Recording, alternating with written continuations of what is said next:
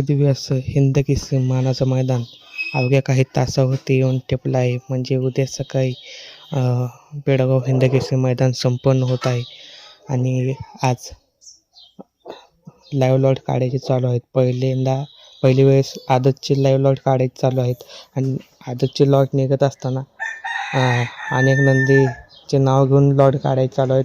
पेठेवरती तुम्हाला live lot दिसून येतील.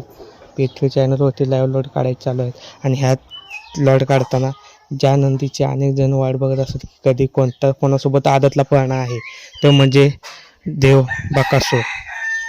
गट क्रमांक 10मध्ये तास क्रमांक 6ला मोहित शेठ यांच्या नावावरती चिठ्ठी निघाली आहे. देव बकासूर नक्की कोणासोबत तर आदत किंग कोण पळणार आहे.